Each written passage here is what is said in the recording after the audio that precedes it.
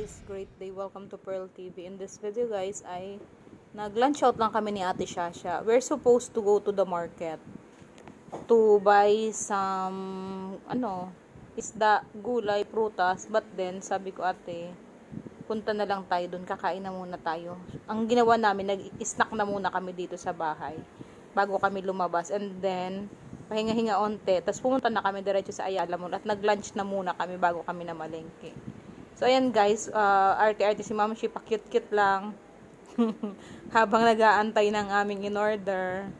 So, sabi ko mag-relax din ako kasi nakakapagod kung sobra na akong sipag, diba? Sabi ko kain din tayo sa Jollibee. Nagutom kami, kumain kami sa Jollibee. So kay Ate Shasha is in-order namin kay ate yung burger steak with fries, ayan. Burger steak with french fries at with Nesty. Tapos sa akin naman ay fried chicken sa akin. I chose fried chicken. Ayan. With, tawag ito, Nestle din. Ayan. So, sometimes talaga na nakakapagod din maging nanay. Yung sobrang pagod ka, gusto mo lang din kumain talaga. So, buti na lang merong Jollibee na makakainan mo ng mainit-init pa at medyo mura, diba? So, pero tipid na din. Sabi ko, Ate Shasha, muna tayo. Mag-Jollibee din tayo muna bago tayo magmalengke.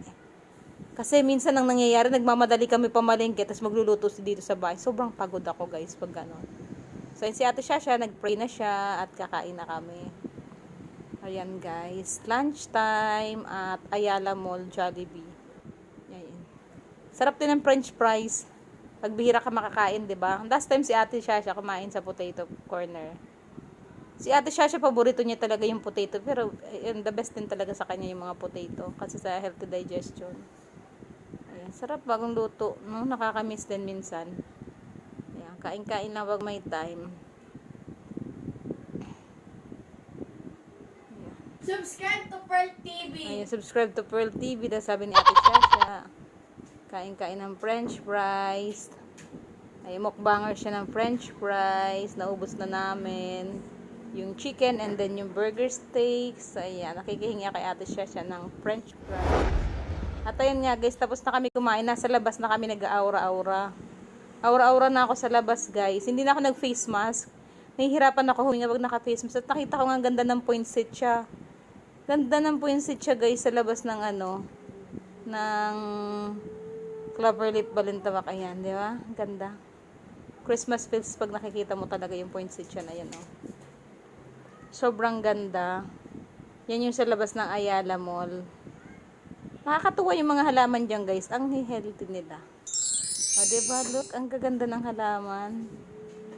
Tapos, yun yun yung poinsettia, yung kumpul ng poinsettia. Ang ganda-ganda. Ayan. At ang malungkot na kwento ay sa gilid. Ayan, yung mga nakatira dyan. Nakakaawa sila, guys. Yung mga badyaw, nandyan na sila. Pag Christmas na, nandyan na sila sa mga badyaw sa gilid ng kalsada. Kakaawa naman. Ayan guys, sa mga gusto tumulong sa mga badyaw, nandyan sila nakapwesto. So ayan na nga guys, pupunta na kami sa Balintawak Market. Abangan nyo yung video vlog namin sa pamamalengke. Kung ano mga pamili namin. Thanks for watching. Bye bye. God bless mo. Love you all.